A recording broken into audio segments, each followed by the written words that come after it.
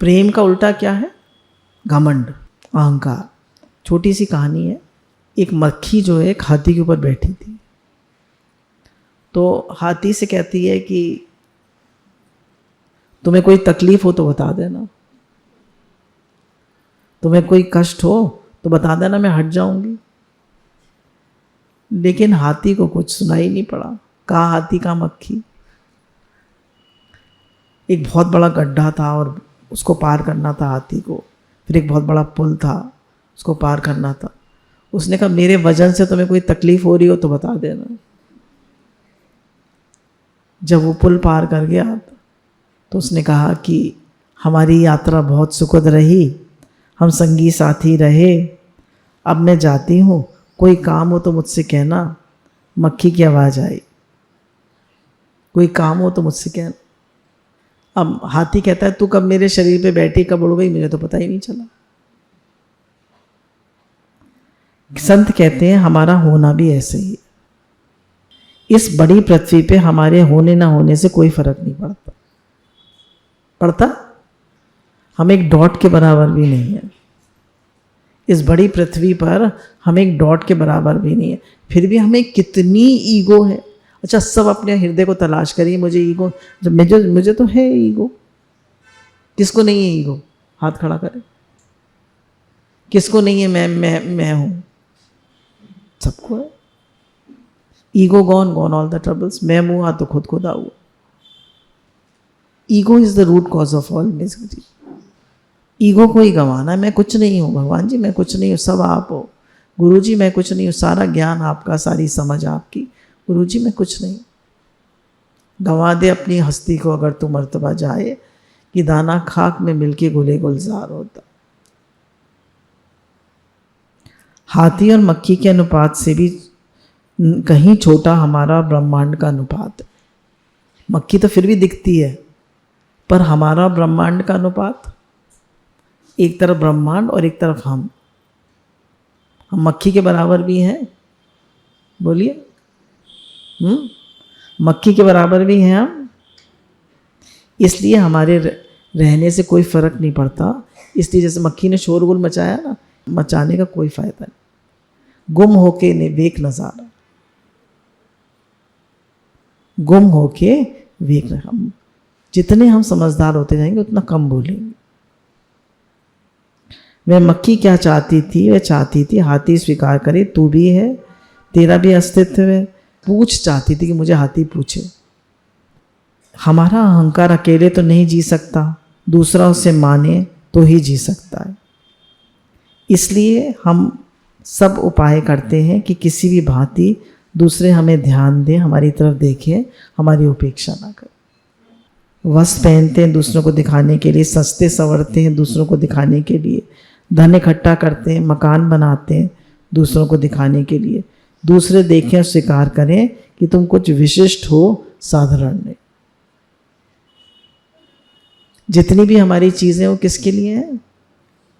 दूसरों को दिखाने के लिए। कह रहे तुम मिट्टी से बने हो, एक दिन मिट्टी में मिल जाओ। नहीं,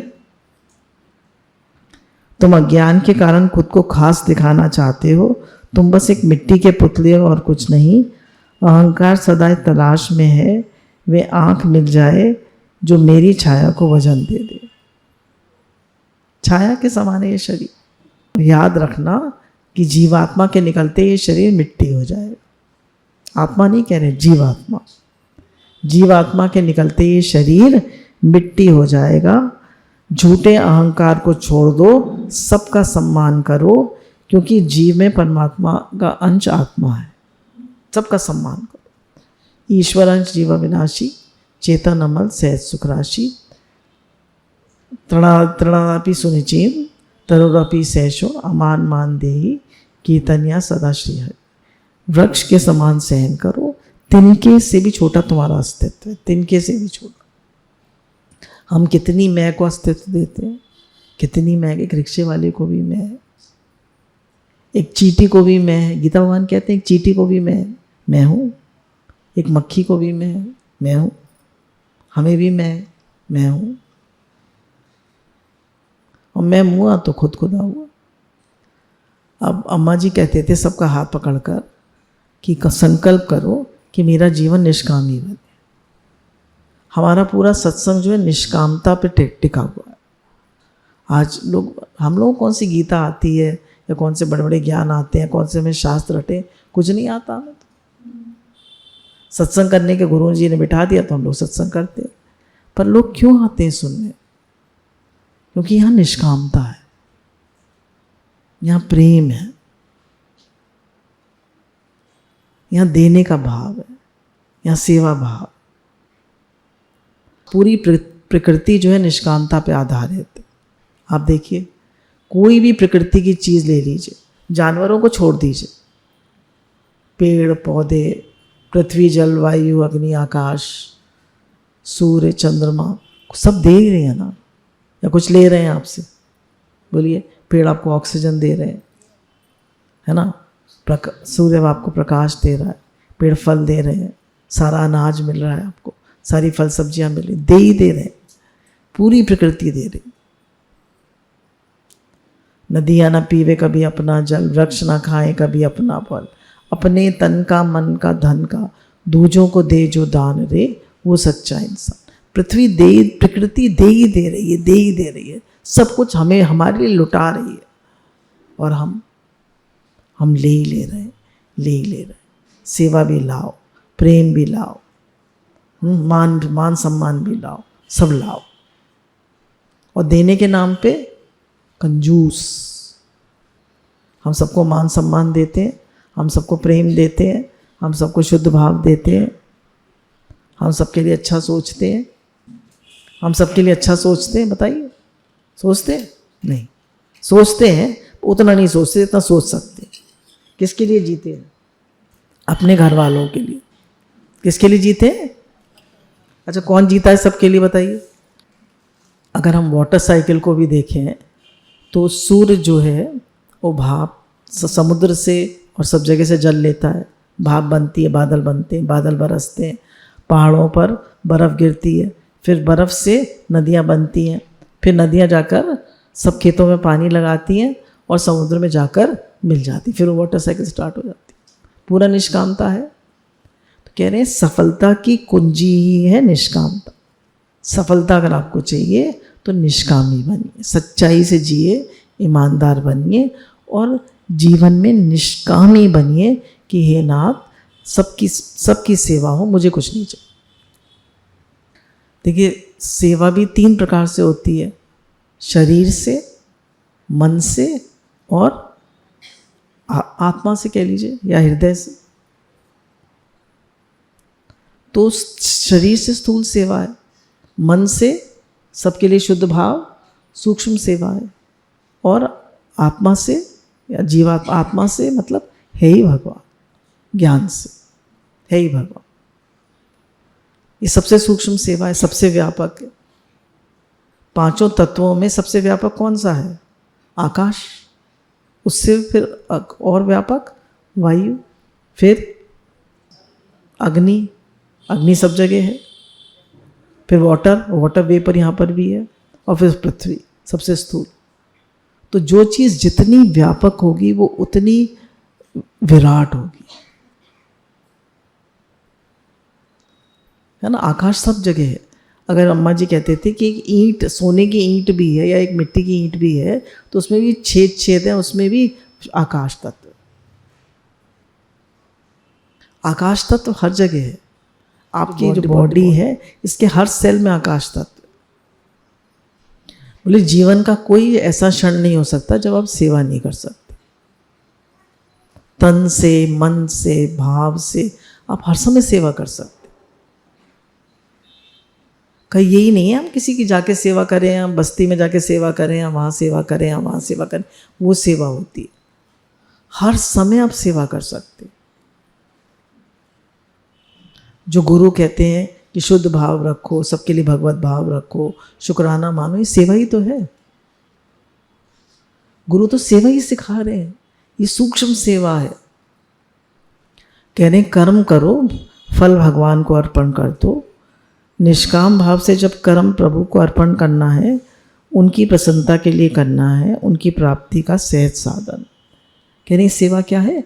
कर्म करो, कहीं भी कर्म करो, फल भगवान को अर्पण कर दो। कर्मण्यवाधिकारस्तु मां फलेषु कदाचन, मेरा कुछ नहीं। देखिए, एक राजा महाराजा भी कह सकता है कि सब कुछ मेरा है। सड़क पे तो उसने पैर रखा, सड़क उसने बनाई, एक पेड़ की छाया में बैठा, पेड़ उसने लगाया, अनाज उसने उगाया, सब्जियां उसने उगाई, महल उसने बनाया। तो पूरी सृष्टि में को डिपेंडेंस है, हम सब एक दूसरे के डिपेंडेंट हैं।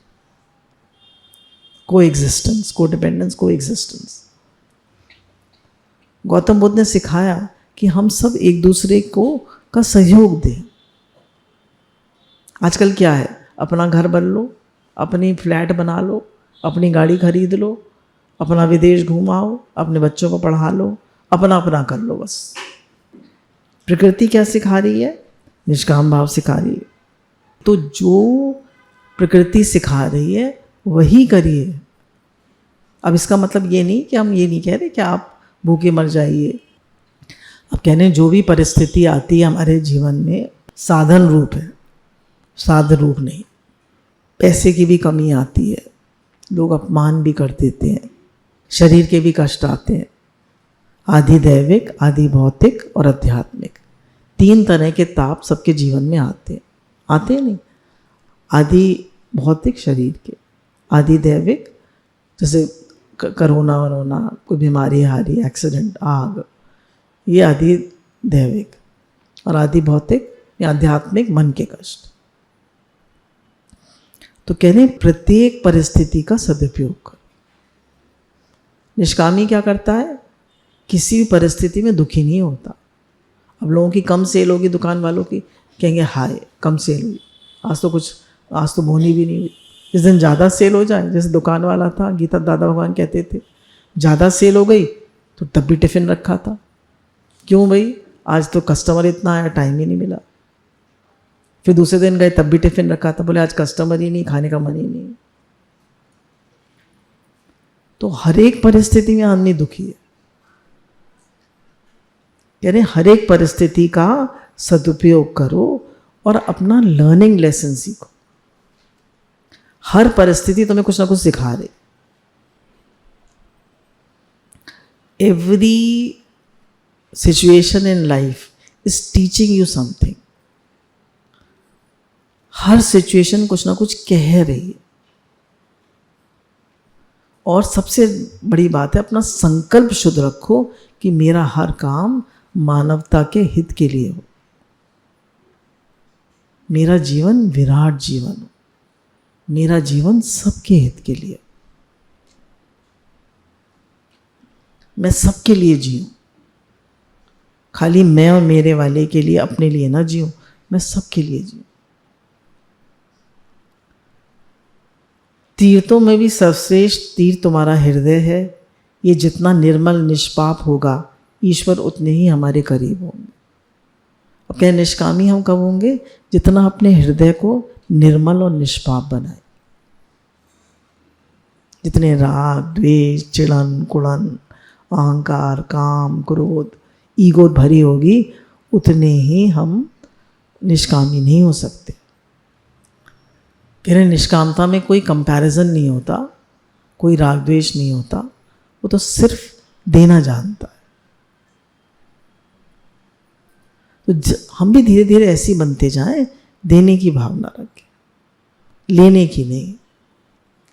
तो जितना हम लेने की भावना रखते हैं, उतने ही हम निष्कामी नहीं रहते। निष्कामता मतलब देना, स्वार्थ रहित, अहंकार रहित। निष्कामता से हमारा हृदय एकदम पवित्र हो जाता है, जैसे उस बुढ़िया का हो गया। किसी के तो कह रहे हैं जैसे जैसे आप निष्कामी होते जाएंगे, आपका हृदय पवित्र होता जाएगा और आपका मन भगवान में लगता जाएगा। वस्तुओं से, पैसे से, मकान से, गाड़ियों से हमारा अस्तित्व नहीं है, हमारा अस्तित्व परमात्मा से। हम लोग अपना अस्तित्व किससे समझते हैं? मकान से, गाड़ी से, पैसे से। लोग सोने की चेन पहनेंगे, घड़ी पहनेंगे, अंगूठी पहनेंगे। अस्तित्व किससे है? इनसे। आजकल समाज वस्तुओं का ज़्यादा सम्मान करता है, प्रेम का कम। साथ ले जाओगे मकान, साथ ले जाओगे पैसा, साथ ले जाओगे प्रॉपर्टी, विचार कर लिया कर क्या क्या साथ ले जाओगे। बार बार विचार कर लिया करिए क्या क्या साथ ले जाए। साथ ले जाएंगे कर्म, साथ ले जाएंगे स्वभाव, साथ ले जाएंगे भगवान का प्रेम। कह रहे अगर हम कहें कि भाई वस्तुओं के बिना हमारा अस्तित्व ही क्या है, अगर मकान ना हो हमारे पास, मौन निवास ना हो, यहाँ तो क्या सत्संग होता है, हमारे पास गाड़ी ना हो, हमारे पास चीज़ें हो, तो हमारा अस्तित्व ही क्या है, बोलिए। तो हमारा अस्तित्व परमात्मा से, इन चीज़ों से। परमात्मा है तो ये चीज़ें भी हैं, पर हमने आज वैल्यू किसको दी है, चीज़ों।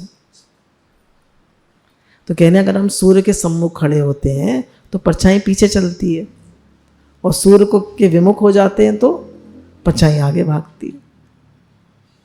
तो कहने आप वस्तुओं के पीछे भागोगे, भगवान से विमुख होगे, तो वस्तुएं आपसे आगे आगे भागेंगी, कभी नहीं मिलेंगी। और भगवान के सम्मुख हो जाओगे तो सब सेवा करने आएंगे। तो हमें क्या करना है, भगवान के सम्मुख होना है, चीज़ों के लिए।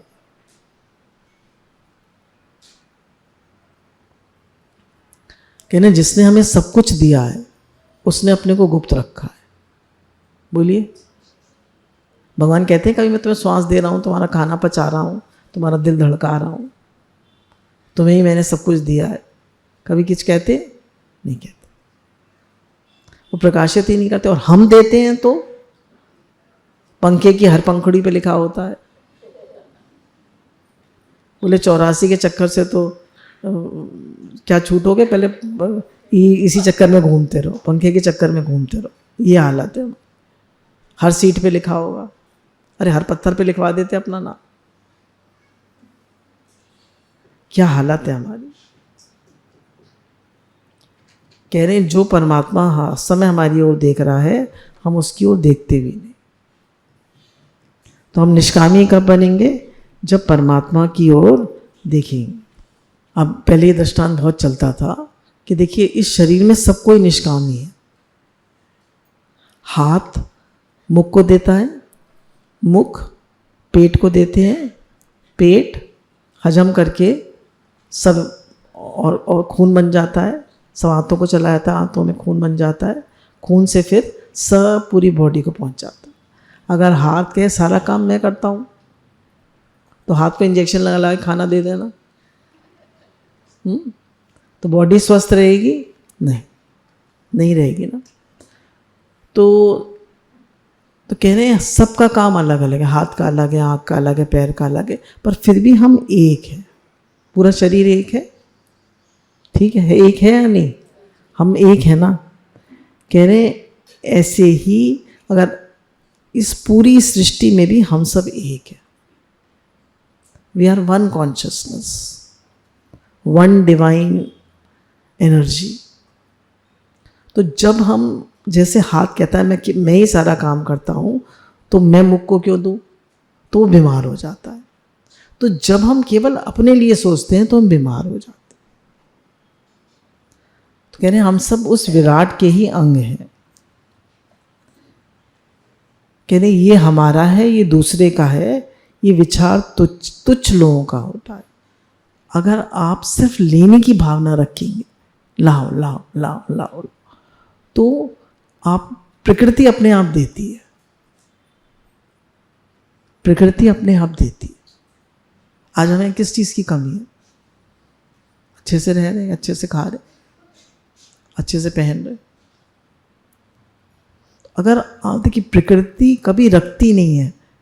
देखिए आप शरीर भी देखिए महात्मा है, अब ज़्यादा खिला दें लूज मोशन हो जाएंगे, एक कुछ यहाँ पे कुछ फांस वांस चुप जाए फोड़ा बन जाएगा।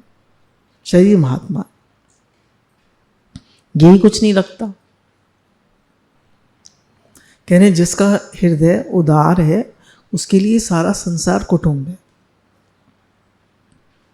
This whole universe is my family, वासुदेव कुटुंबकम।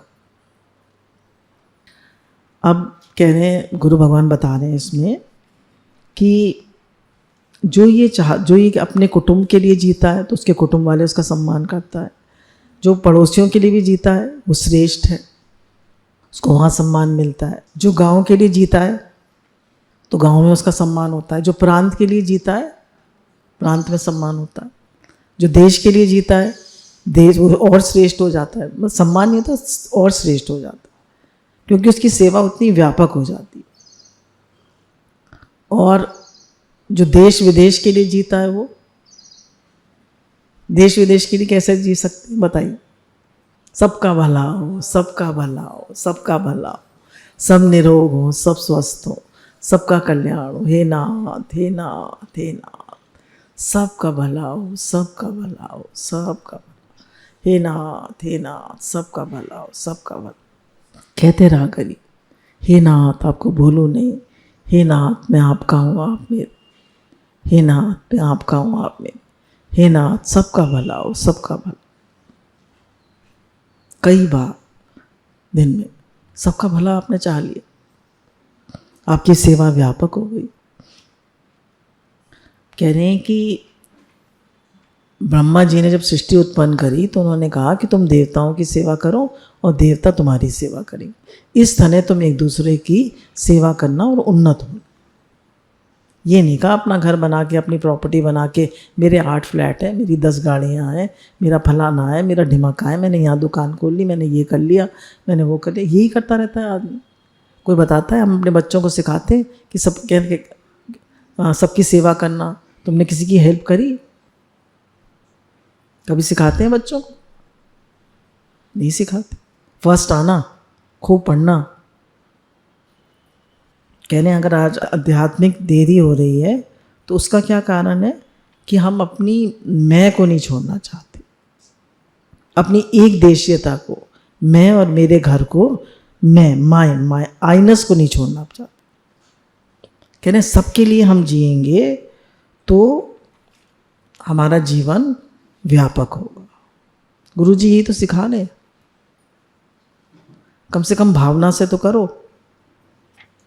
कह रहे हैं जो हमें सामग्री मिली है वो हम अकेले भोगने के लिए नहीं है, वो सबके लिए। दाने दाने पे लिखा है खाने वाले का नाम। अम्मा जी ने सिखाया सब, जो भी तुम्हारे यहाँ सेवादारी आती है, चाहे मेहरी आती है, चाहे झाड़ू वाली आती है, सबको नाश्ता दो। हम लोग क्या कहते खाली चाय दे देते थे।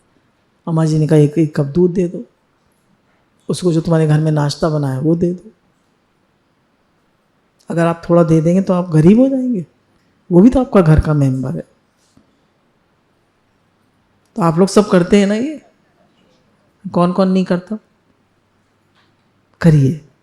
एक दूध, थोड़ा दूध 250 ग्राम ज़्यादा ले लीजिए। थोड़ा आपको लगता है हम ज़्यादा हमारे बस कमी, थोड़ा पानी मिला दीजिए। नहीं, अगर आपको लगता है तो थोड़ा सा मिला दीजिए, चाय मत दीजिए। कहने हमने बताया आपको कि आप अपने घर की सेवा करते हैं तो आप श्रेष्ठ हैं, फिर आप अपने पड़ोसियों करते हैं तो आप श्रेष्ठ हैं, फिर आप अपने प्रांत की करते हैं तो श्रेष्ठ हैं, फिर आप अपने उसकी करते हैं, देश विदेश की करते हैं तो आप श्रेष्ठ हैं, और आप सबकी करते हैं तो आप सर्वश्रेष्ठ हैं। फिर क्या कह रहे हैं? अगर आप भगवान की सेवा करेंगे, भगवान का भजन करेंगे, कीर्तन ध्यान करेंगे तो वह सर्वश्रेष्ठ हो जाएगा। बोलिए सच्चिदानंद भगवान की जय। जैसे वृक्ष के मूल में जल डालने से संपूर्ण वृक्ष स्वतः हरा हो जाता है, ऐसे ही संसार रूपी वृक्ष के मूल में भगवान। संसार रूपी वृक्ष के मूल में कौन है? भगवान। अगर आप उनका चिंतन करेंगे, भजन करेंगे, तो इससे संसार मात्र की सतह सेवा हो जाएगी। भगवान कहते हैं ना, स्वामी राम सुखदास जी क्या कहते हैं कि मनुष्य जब भजन करता है तो, या भगवान का नाम लेता है, या बार बार कहता है हे नाथ मैं आपको भूलूं नहीं, तो ये गुप्त रीति से सेवा होती है। इससे सारे संसार का हित होता है, ये आपको मालूम है। तो मेन क्या बात है कि हमें निष्कामी बनना है। गुरु के अंडर में हम निष्कामी बने, पहले निष्कामी बने और फिर भगवान का भजन करें और सबके लिए भाव रखें, हे ही भगवान, हे ही भगवान, हे ही भगवान, सबका भला हो, सबका भला हो, सबका। गुरु भगवान के अनंत अनंत